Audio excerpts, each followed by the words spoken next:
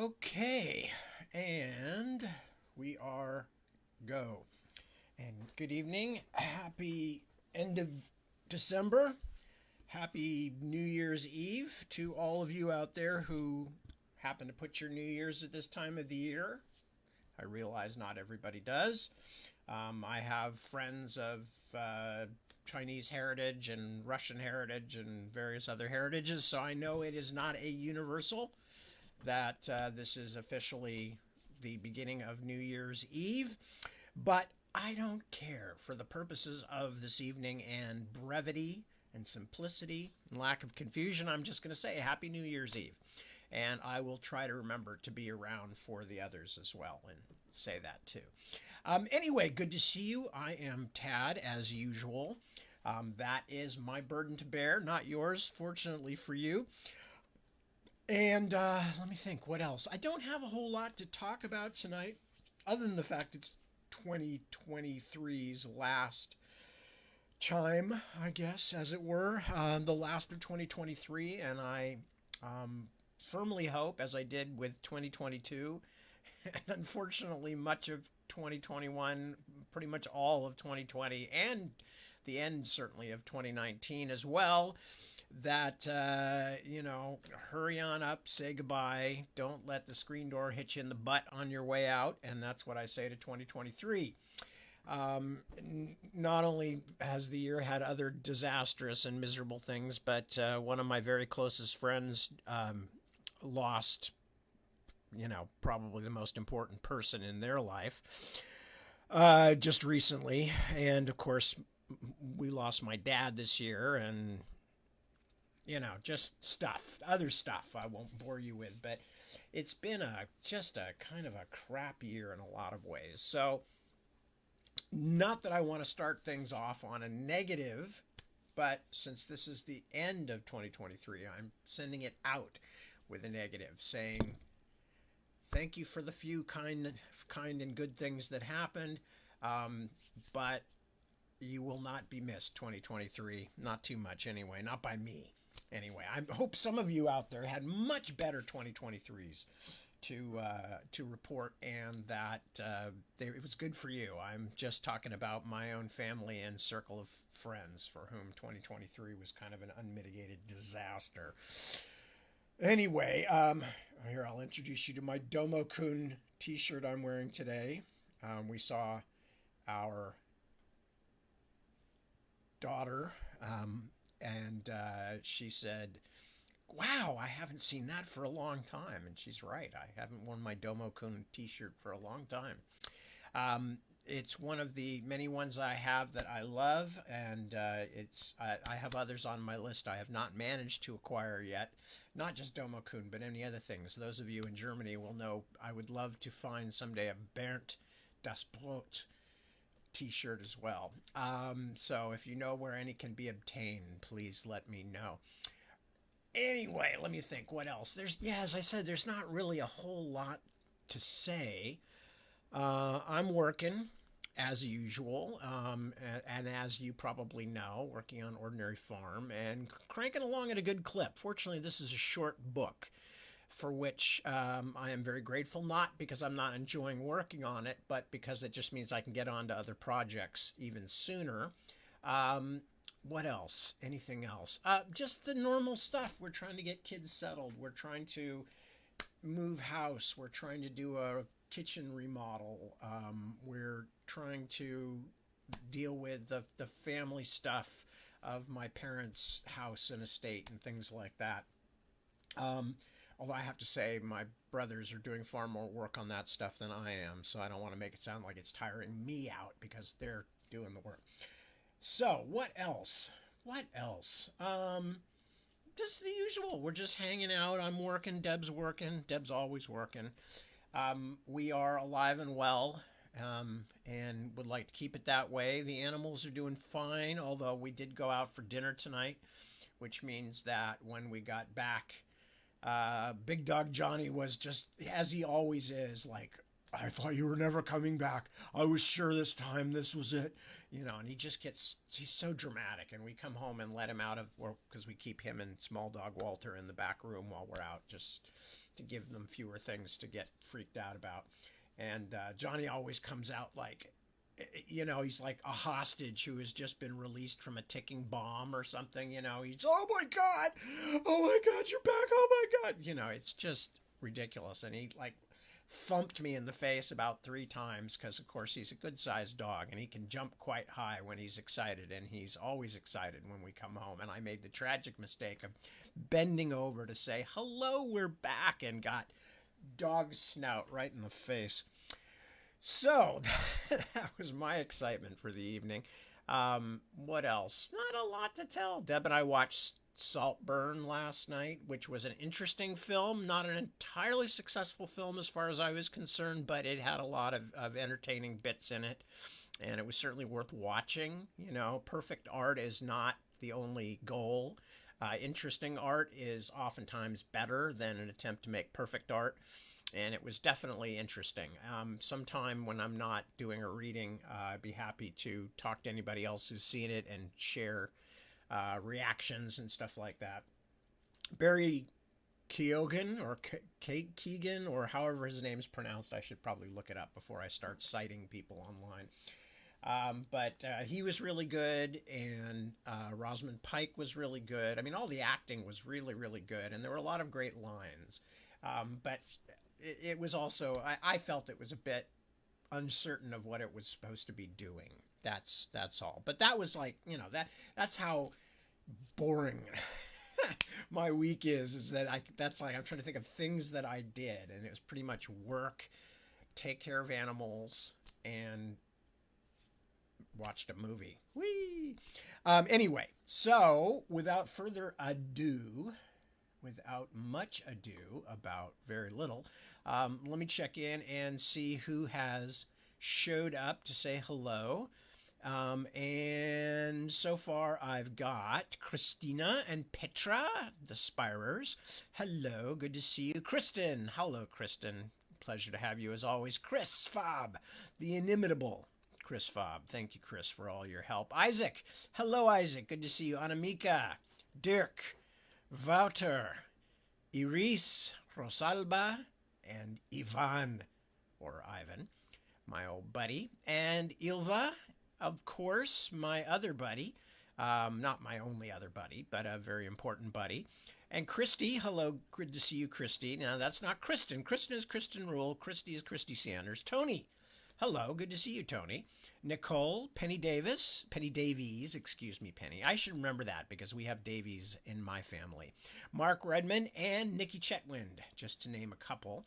I'm sure I missed some others too. But I think that's the ones that have left comments because it doesn't say the and 6 more down at the bottom.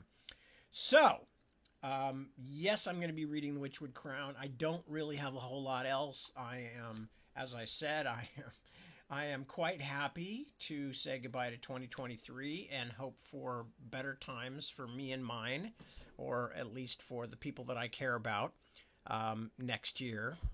And for all of you, obviously, I hope you have a great 2024 as well. Now, was there anything else? No, there's no further developments on any front of anything of any interest whatsoever. So I'm really not going to waste a lot of time on that. I don't have any other announcements to make. I should probably write these things down ahead of time. You can carry this improvisatory thing too far. I completely live on the improvisatory edge. I've done that most of my life. I've only ever read, I think, 2 speeches, pre-written speeches in my life, and I've done lots of public speaking. And one time it was because it was in German and I was giving it to a national television audience. And my German is not good now. It was even worse back then, but I soldiered my way through it.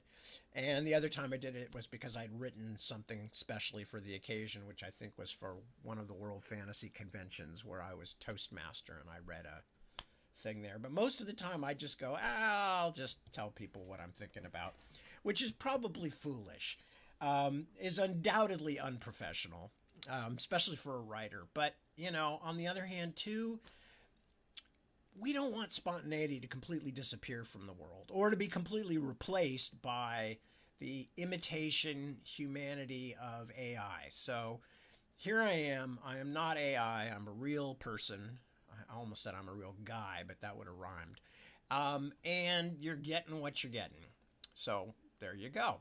I don't write these things down. I don't even really think about them ahead of time. I just say, oh, I'm going to go and read to my friends. And then I go do it. So I don't come in here with like things planned that I'm going to talk about. Anyway, I've wasted enough time now on a night when I didn't have much to say. And except I will say one last time for those who just arrived, Happy New Year's Eve to you. If this is your New Year's coming up. And yeah, that's it. So I'm going to go back to the Witchwood Crown. And when we were last reading, Jarnulf, our erstwhile Black Rimmersman, former slave of the Hikedaya in Nakiga, is roaming through the Northlands, and after killing a few Hikedaya scouts, he has run across a group of people that he takes to be a Hikedaya hand. But one thing that he's confused about is that a hand is, not surprisingly, made up of 5 individuals. We know who this hand is, by the way, because we've been following them, because one of them is Nezeru, and she is an important character. But, there, I just went out of focus. I moved too much. Here's my hand. Here I am. There we go. So anyway, but this group, this hand, actually has 6, and the 6th person is a gigantic giant, biggest one that Jarnulf has ever seen. And that's where I'm going to go back and read a couple of sentences that I read last time, but that's where we are. So, continuing with the Witchwood Crown. Jarnulf needed to make a decision, and soon. Within half a day or less, he's referring to the Hikedaya hand plus 1 giant, within half a day or less, they would reach the spot where he had left the dead Norn scouts and signed the bloody work with his customary white hand. So it was only good sense to keep as far away from these newcomers and their pet giant as possible. Still, there was something here he didn't understand, something that tugged at him and made him want to know more. Was this the sign he had asked God for? Or merely another strange event in this strangest of seasons? And that is my weakness, he told himself. At least some would say so. Father used to tell me, make curiosity your strength. But Master Shoka always said, wisdom seeks for nothing, because in time death finds all, and then all lessons are learned. And still, all these years later, I swing back and forth like a weathercock between those 2 voices. At last, Father's way won out. Jarnulf began to move closer, but not too close, his movements parallel with the route of the strange traveling party. A Huna could pick up a scent where even the sharp nose of a Hikedaya could not, and the last thing Jarnulf wanted was to become the quarry of a hunting giant.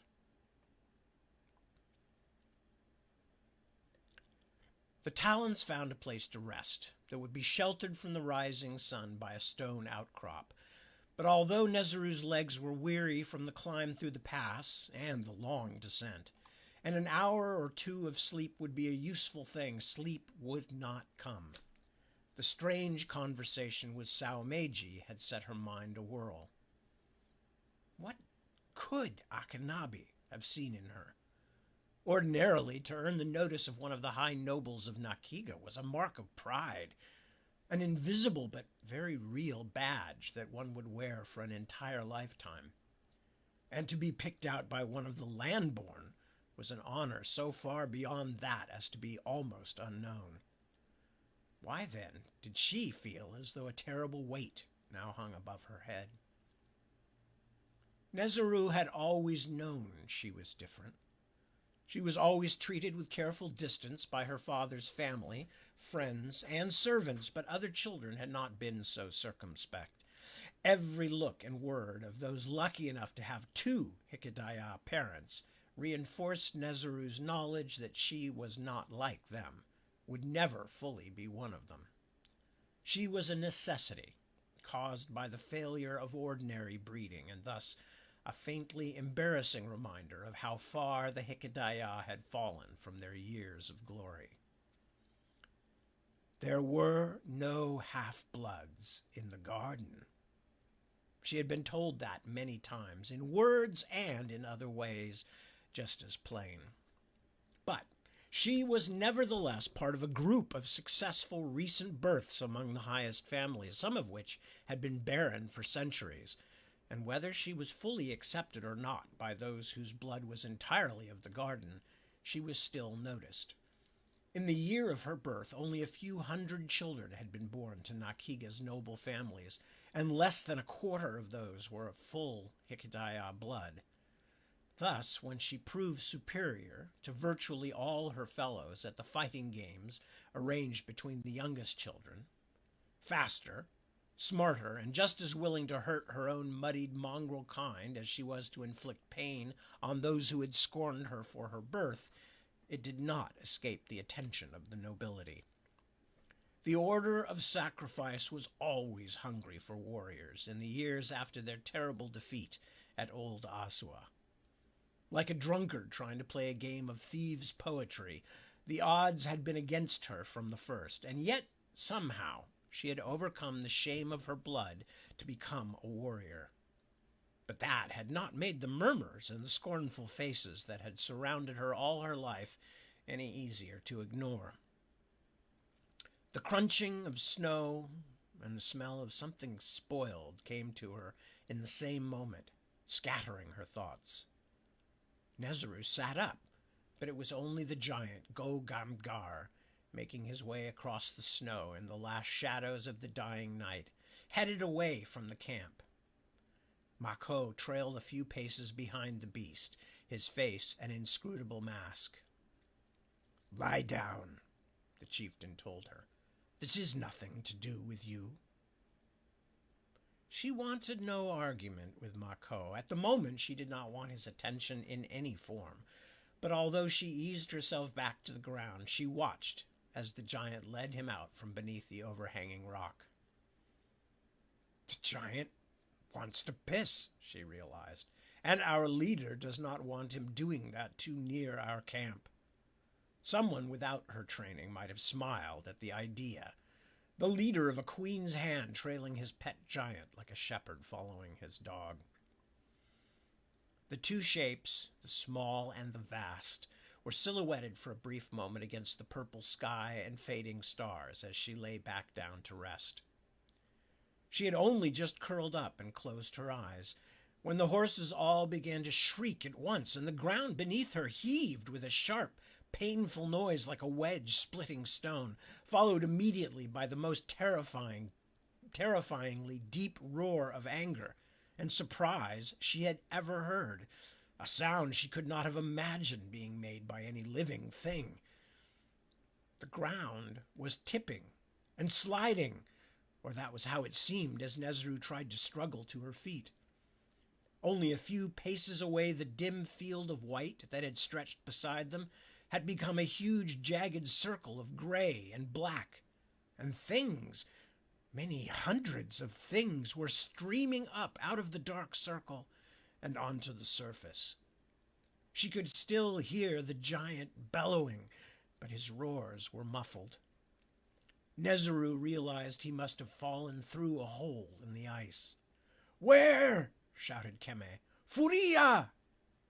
His sword His sword rang as he tugged it from his scabbard. She struggled to find her own blade in the shards of ice at her feet. The first of the small dark shapes came at them on all fours, scrambling like infant spiders, their eyes glinting in the half-light, their tiny faces twisted in eager fury. They had already pulled down one of the horses, and judging by the animal's panicked shrieks, were eating it alive. Goblins, she realized, and her heart grew cold and heavy. The giant has fallen through into one of their nests. She heard Gogamgar bellow again, but this time it was garbled, as though the great beast choked on his own blood. He was gone from sight now, lost in the frozen earth, and the squeaking little man-like things the Hikedaya called Furia and mortals called diggers were flooding up out of the broken ice like fire ants from a nest. Already dozens had swarmed over Keme and Ibikai. She could not see or hear any sign of Mako, who had almost certainly gone down with the giant when the ice broke. This is the end, then, Nezaru thought. We will never escape so many. Small, broken-nailed hands grabbed at her legs, and squealing shapes began to climb her as though she were a tree. She did not even have time to sing her death song one last time before the creatures swarmed over her. Chapter 18. A Bad Book.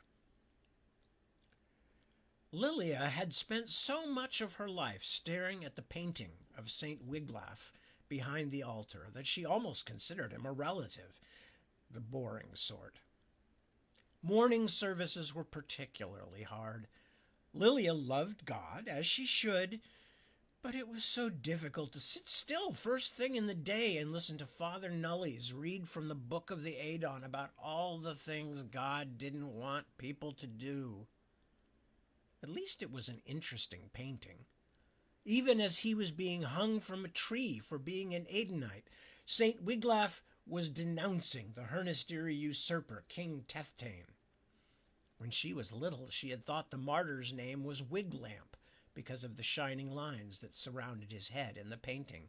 And she still thought of him that way, brave Wiglamp, calling on God even as Pt.19's men tried to lift him from the ground, 4 of them straining against the rope as scowling, bearded Pt.19 looked on.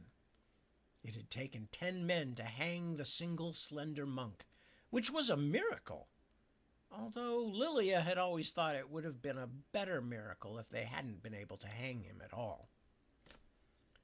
She tugged at Countess Rona's hand, softly at first, then harder, trying to get her attention.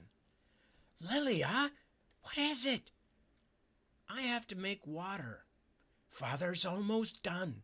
Hold yourself just a little bit longer. Lilia groaned, but quietly. Father Nullies was nice in his rather pink-faced way, and she didn't want to upset him.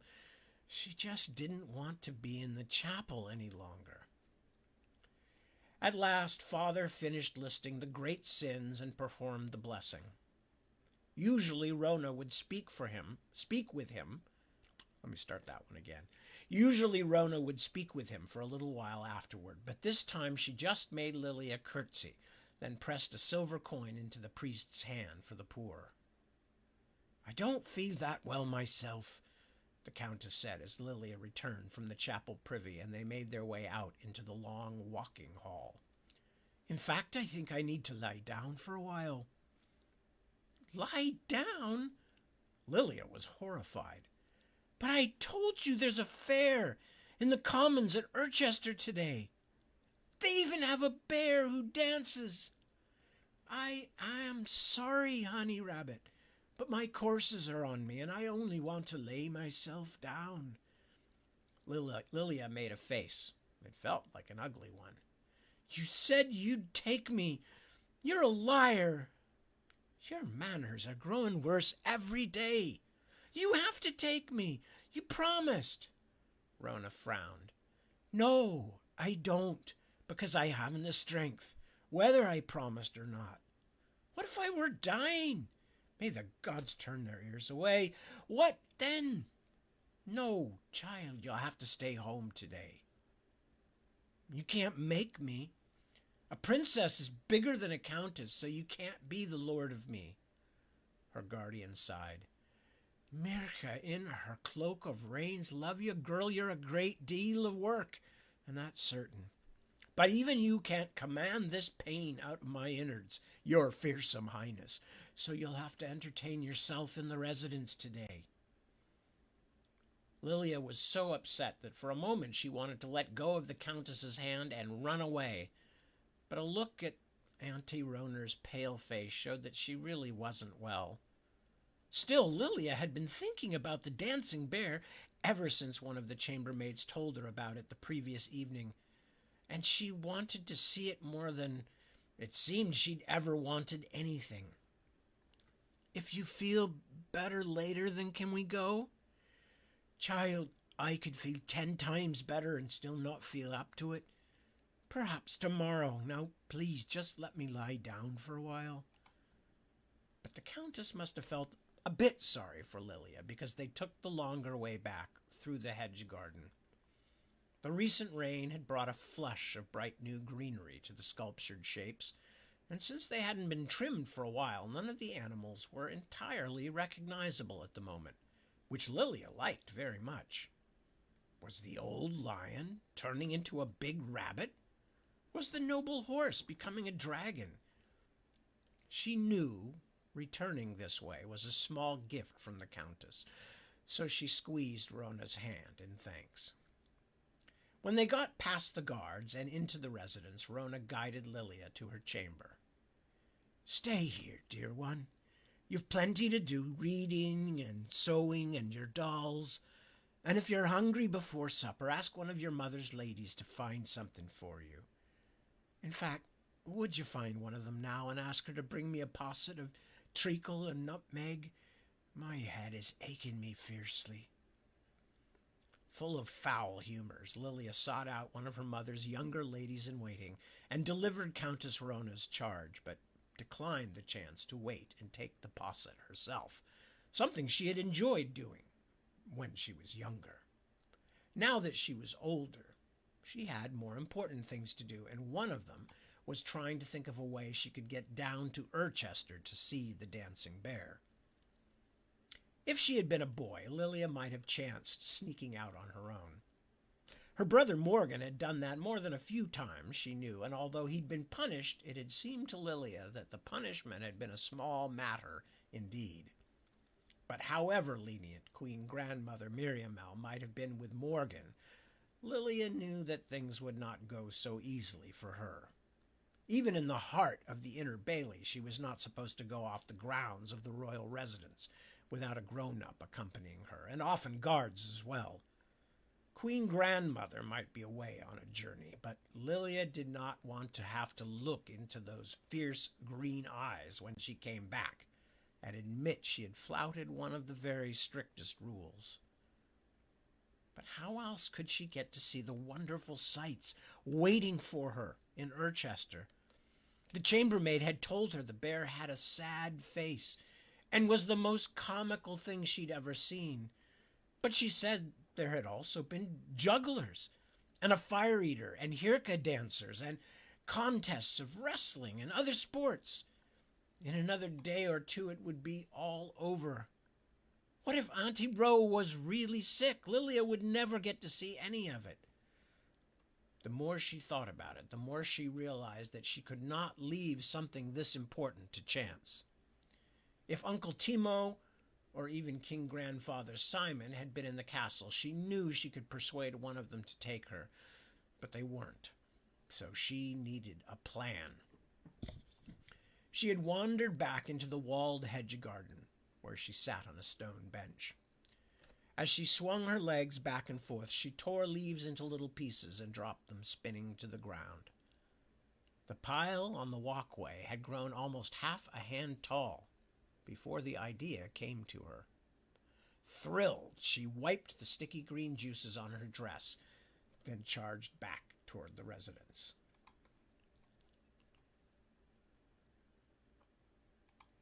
Oops, sorry, hang on, I just lost it for a second there. As she approached the paneled door of her mother's chamber, Lilia could hear voices. One was her mother, of course, and the other was Grandfather Osric. She hoped that was a good sign. Her mother was usually at her kindest when there were other people around. An experienced tactician, Lilia paused outside the door and tried to hear what they were saying. If they were having an argument, she knew it would be best to go away and come back later, because grown-ups, especially her mother, very seldom did anything nice for children if they were in a bad mood. She was glad to hear that their voices sounded fairly ordinary, although her mother did sound slightly grumpy about something. "It's not that simple," Mother was saying. "They don't want him to marry yet, although anyone can see it would be good for him. They don't think he's ready." "Ready?" Her mother laughed, but she didn't sound very happy. "He's old enough to be chasing women up and down Main Row most nights."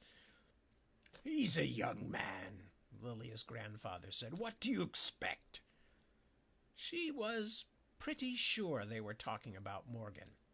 Apparently her brother did little these days other than bothering ladies, from what Lilia kept hearing. "Pah! I expect that if we wait long enough, the Queen will have him married to some little pussy cat of her own choosing, and then I will be pushed out the door. That's what I expect." "You worry too much, daughter. Your son would never consent to such a thing, and neither would I. After all, I am Lord Constable as well as his grandfather. The throne needs me.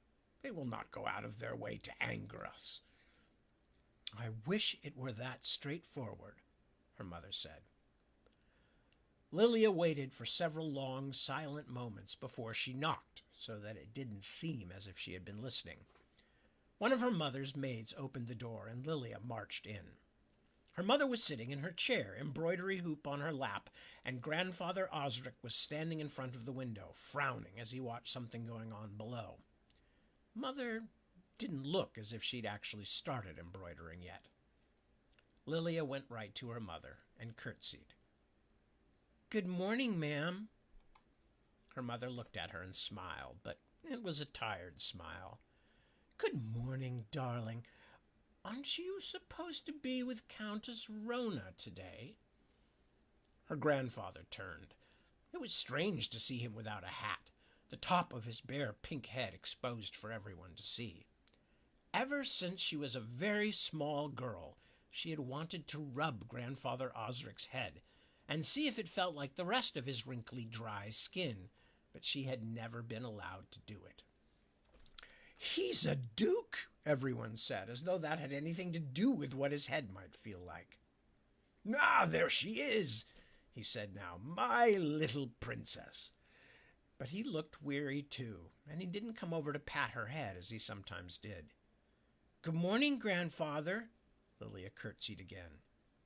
"You haven't answered my question, child," said her mother. "Countess Rona is unwell." Lilia looked at her grandfather, who had turned back to the window, and whispered loudly, "She has her courses." Another weary smile. "Well, dear, I'm afraid I can't have you with me today. Your grandfather and I have many things to discuss, and you'd just be in the way. You'll have to play by yourself." "But there's a fair in Urchester, with a bear who dances. The Countess can take you when she's feeling better." "Honestly, Lilia, I simply cannot find the time to watch over you today, let alone take you to a street fair." "Can one of your ladies take me instead?" "No, none of them watch you closely, and the servants are worse."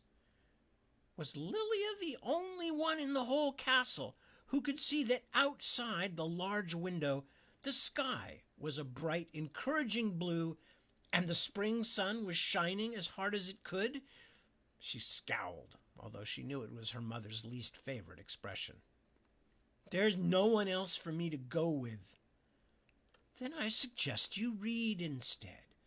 What about that book that your grandfather gave you last time? The book about Saint Hildula. Have you finished that already? If you have, you can tell him about it." Her grandfather looked up, only half interested, but Lilia recognized a trap when she saw one.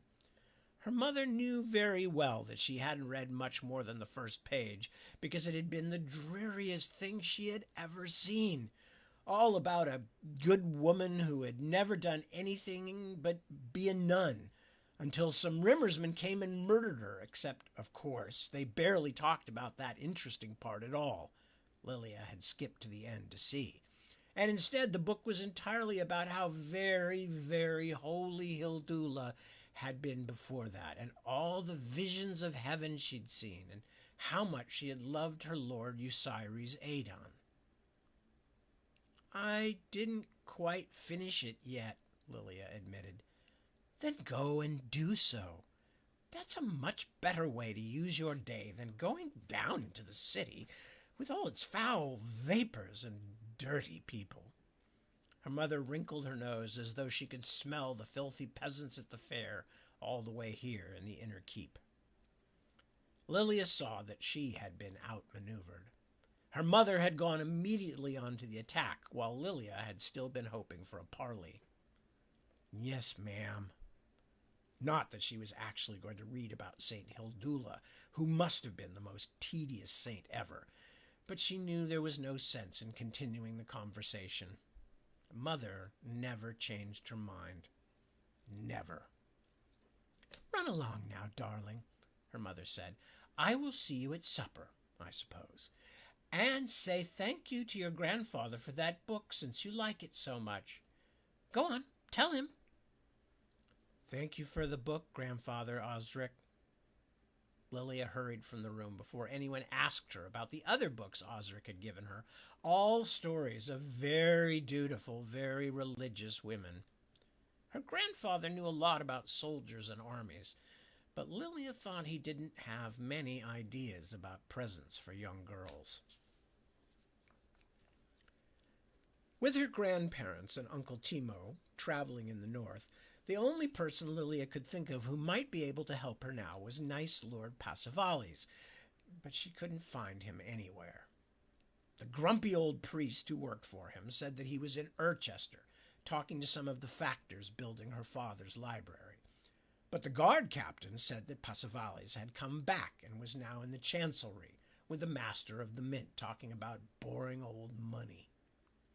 Where he was didn't matter so much to Lilia as the fact that he wasn't anywhere she looked, and she had all but given up on the idea of getting to see the lovely bear dance when one of the chancellery servants mentioned that the Lord Chancellor sometimes went back to the residence to check on the very ill woman who was being tended there.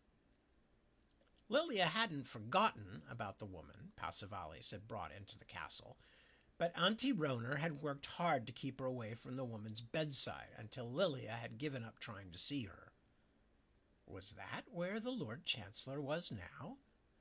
Lilia was torn between fear of whatever disease the ill woman had and a sudden desire to see what she looked like. Was she bony and weeping like some of the beggar women in Urchester? The princess stood, hopping from one foot to the other as she tried to decide. Everybody said she should leave it to another day, but tomorrow was St. Savenin's Day, which meant the fair might be gone soon. That knowledge, and her curiosity, which never stayed quiet for long, finally pushed her up the stairs of the residence, past her family's chambers, and up to the 3rd floor.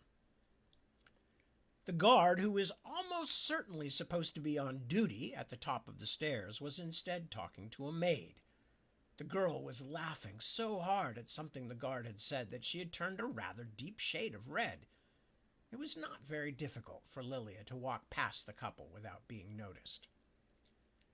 When she reached the hallway, it became fairly obvious that the maid she had seen was supposed to be watching over the ill woman, because the door to one of the rooms was wide open and there was no one inside except for a slender female shape stretched on the bed, her body covered by a thin blanket.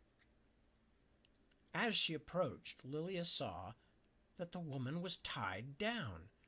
which made her stop just inside the doorway, suddenly frightened. The sick woman must have heard her, because her head slowly turned until she could see Lilia. Something truly was wrong with the woman, something frightening. Lilia wasn't sure exactly what it was, but it was more than just her tangled silvery hair and her hollow cheeks. Her eyes were strange, a bright cat-like yellow, and the shape of her face seemed wrong too. Lilia gasped. She had never seen anyone like this. The woman only stared back, eyes not quite centered on Lilia's, as if she were only half awake. Then the strange woman's lips pursed, as if she would say something.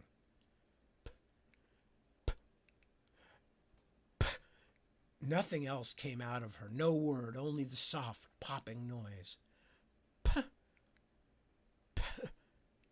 "Princess," said someone behind her, startling Lilia so badly she squeaked and jumped. She turned around to find Brother Atan standing over her, his eyes wide, his face red and scary. "I'm sorry," she said. "I didn't know. I'm sorry." "You don't belong here, Princess," he said, but he sounded more worried than angry. A moment later, the maid who had been out on the landing came hurrying up behind him, flustered and very clearly frightened. "I didn't mean to leave her. It's only that Tobiah the guard asked me a question, and she was sleeping, so we went out of the room." Atan was standing beside the ill woman now. He put his fingers against her neck, then moved his hand to her forehead. The woman had stopped trying to talk, and instead followed Brother Etan's hand with her wide, not quite human eyes. After a few moments, he turned his attention back to the maid. "You," his words were clipped and abrupt, "go back to your mistress and tell her I want another maid here. She and I will talk about this later." "But I only—" He silenced her with a look. "Just go. I make no judgments except that I want someone else here this morning."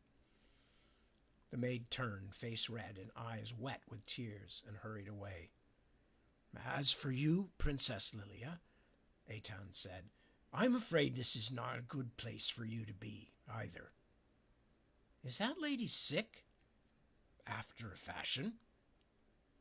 "Who is watching you today?" Lilia knew when she was being treated like a child. She stood straight. "No one. I don't need someone to follow me around all the time. I'm not little."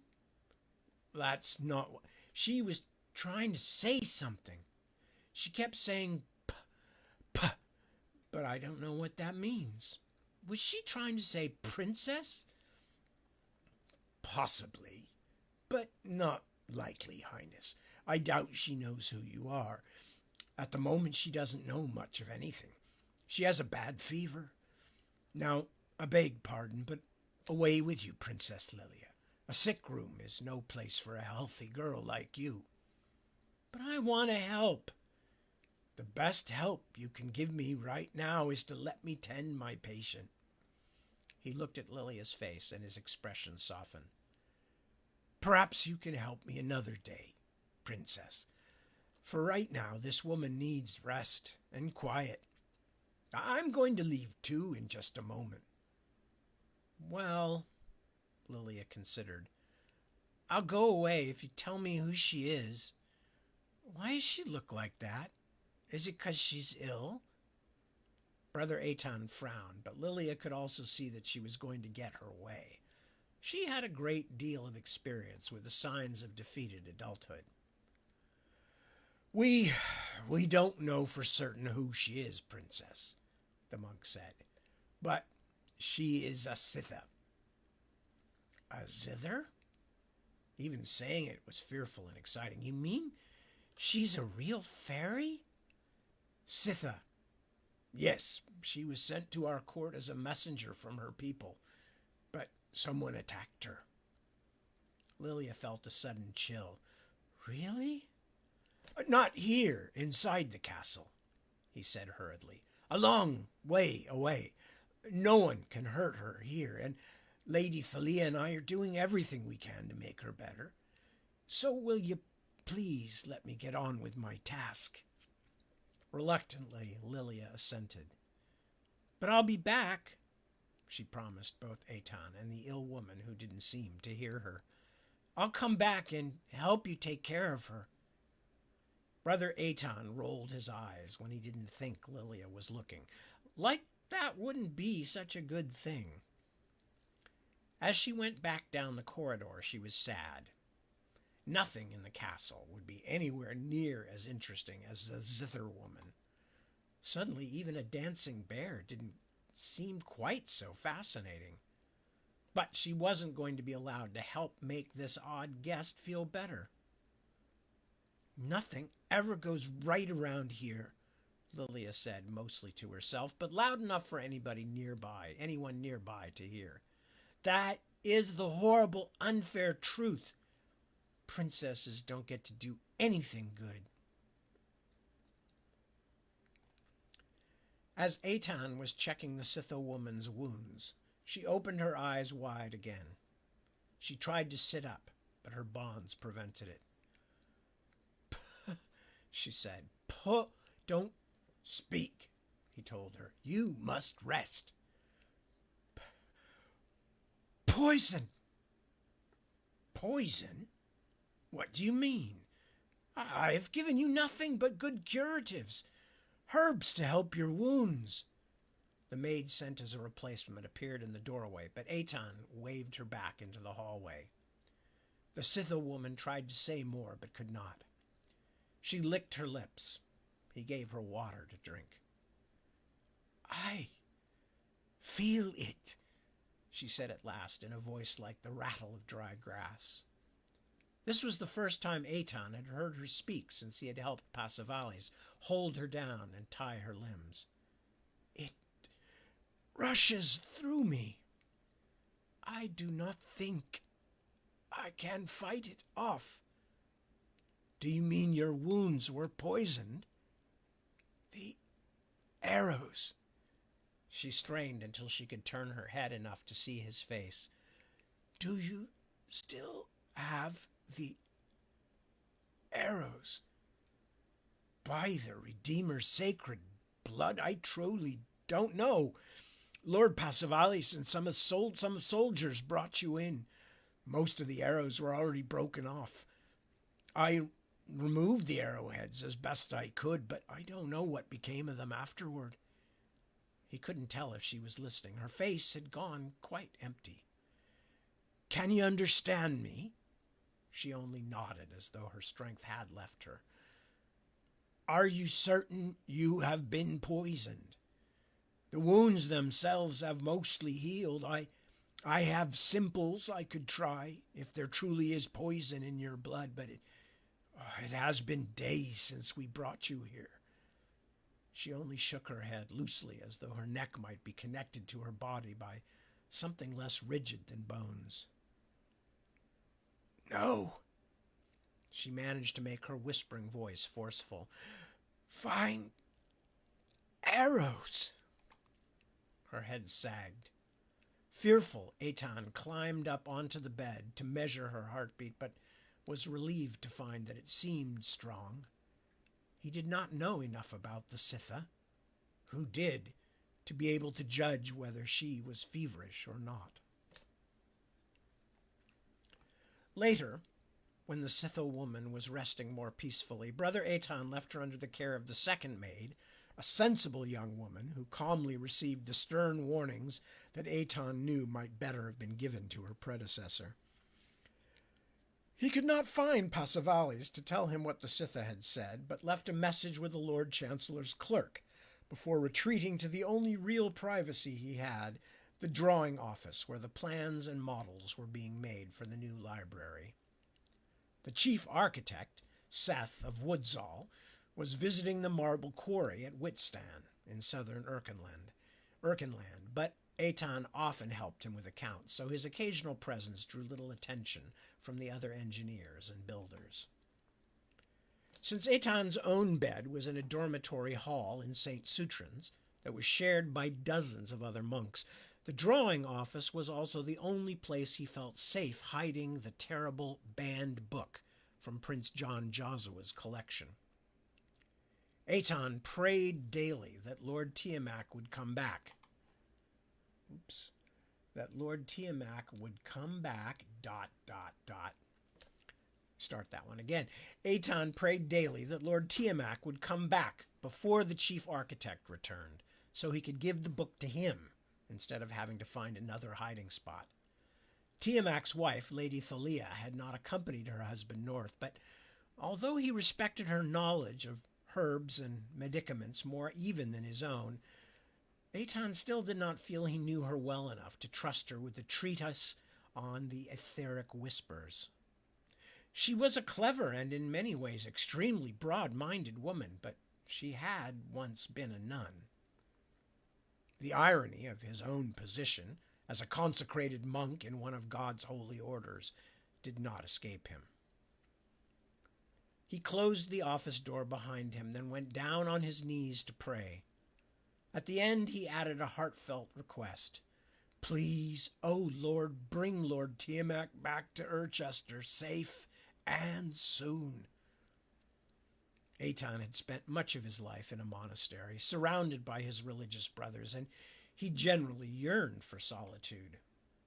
When he was on his own, he could read and think without distraction, and sometimes, he felt sure, even hear the voice of God more clearly. Now that had changed. His worries about the Scytha woman would have been enough to make him desperate for someone to share his burden, but his fear of discovery was greater. The forbidden book from the dead prince's collection haunted him every day. Prayers finished, he pulled the book from the chest full of old parchments where he had hidden it. As always, when he actually held the treatise in his hands, he was reluctant to open it, as though he stood on the threshold of some dark and ancient pagan temple. But I cannot wait, he told himself. It was sickening just to know it existed, a book whose name was so black that even the library of the Sancellan Adenitis kept it away from the rest of the collection, as though its pages carried some kind of disease. A disease of bad ideas, Aton thought. But did that mean that it had somehow caused Prince John Joshua's death? All who had attended him said that the prince's last days had been painful, terrible to endure, both for the victim and those who cared for him. And even Tiamat, for all his experience and scholarship, had never been able to say what illness had killed the heir to the high throne. A few had even whispered darkly of poison, though Tiamat had assured the king and queen he thought that highly unlikely, because the prince's illness followed no course he had ever encountered in his library of apothecarial writings. Despite telling himself that the little Ranaman was the best judge of such things, Aton still could not bring himself to open the book very often, although it was not the fear of envenomed pages that balked him. Like most educated men, he had heard countless rumors about the book, though all he knew of its author, Fortus the Recluse, was that he had been a bishop of the church who lived in the 6th century on the island of Warenstan, in those days still named Gemia, and still part of Naban's extensive empire. The book itself was written in an odd mixture of both Old Nabani and the tongue of Candia, a land that even back in Fortus's time had been lost for centuries beneath the ocean waves. Nobody knew why Fortus had chosen that language or where he had learned it, but church scholars had argued over the meaning of some of his most mysterious passages ever since. What almost everyone agreed on, however, was that the wisdom contained in the treatise was very dangerous. Just the headings at the beginning, in a later hand than that of the recluse, showed the sort of subjects it contained. Night dwellers, words of power, history of sin and punishment, gods of Naskadu and the lost south. But it was the title matter that had caused the book to be banned, a description of attempts to communicate with the demonic creatures who spoke through the ether, and whom Bishop Fortis swore he could hear using nothing more than a scrying stone and the wisdom he had learned in, as he put it, locations too disturbing to tell. Even Bishop Fortis himself might have regretted at the last gaining such wisdom. It was said that he had simply vanished one night. One of his clerks had helped him dress for bed, but just before dawn another clerk came to wake him and found him gone, without trace.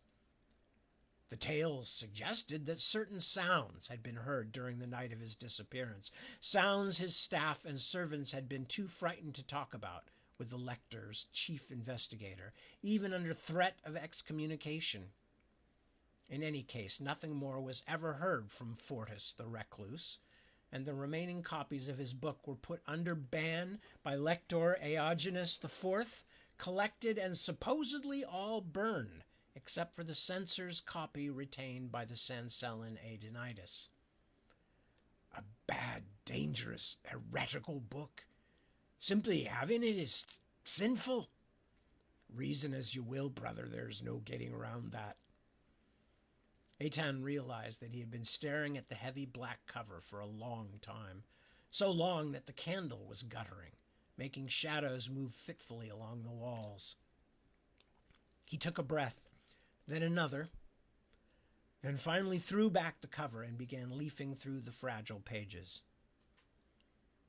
It had certainly been disturbing to find this infamous thing among Prince John Josua's possessions, and frightening to think what would happen to Eitan himself if he was discovered, but neither of those things were what had him so worried, poised on the knife edge between waiting for Lord Tiamak or going immediately to Lord Passivales, the only person of high rank currently at the Hayholt whom Eitan really trusted.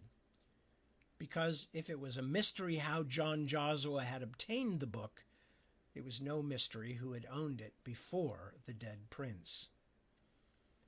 In one of the final chapters of Fortis's opus, titled Piercing the Veil, someone had written a note in the margin, commenting on one of the Kandyan passages. It was a simple, if cryptic, note in Nabani script. Eitan had discovered it the first time he leafed through the forbidden book after taking it from Princess Idela's chambers. It read, "With the proper tools, this veil can be torn." The note seemed innocuous enough, but Eitan had recognized the stark, impatient hand immediately, from long hours spent looking through the Hayholt's old chancellery records while on various errands for Lord Passivales. The man who had written this note had been dead for more than 30 years, but there was not one person in the royal household who did not know of him, and few would even speak his name aloud for fear of his vengeful ghost. After his death, all his possessions had been burned and his tower sealed shut, its doors and windows filled with quicklime caimentos and walled over. But somehow the book had survived. It was without doubt a very, very bad book, but the most disturbing thing about it was the handwriting in the margin, because it unmistakably belonged to Priorites, the Red Priest, the madman who had tried to bring back the undead Storm King. And rather than start another chapter, that is where we're going to wrap it up for the night. So, I hope I stayed on the air all that time. I never trust anymore. Anyway, oh, so look at all these nice people saying things like, no power since Christmas and may not have until the 5th. Janice, I'm so sorry to hear that, and I hope you get that remedied sooner than you expect. And Mark, I hadn't had a chance to say hello to you either, so good to see you. Thank you for checking in with me. Tony Smith, I don't think I'd said hello to you, but I'm not sure. It's never quite clear to me. Sandra, I don't think I'd said hello to you either. But anyway, so with that, Domo-kun and I are going to hit the trail. I thank you very much. Whoops, where'd you go? I thank you very much for spending time with me. As always, it's a huge pleasure to be able to hang out with you. I hope you all will take good care of yourselves, both the rest of 2023 and through 2024. Happy New Year's Eve and Happy New Year if I don't get a chance to talk to you. Well, I probably won't talk to you for the first week of the new year, but I will be back at 7 p.m. today, later today. So some of you will be around then, and I will reiterate these messages then. But whatever the case, the message is sincere, and I hope you do have a very good New Year's Eve and a good New Year's Day. And I hope 2024 fills you with joy and good fortune and all kinds of other cool stuff. And sweets, lots of sweets. Sweets are always good, always tasteful. So with that, I say peace and good night to you all, or good morning, wherever you happen to be, in whatever part of the world you're in. As far as I'm concerned, it's a part of the world that I like. So take care. Bye.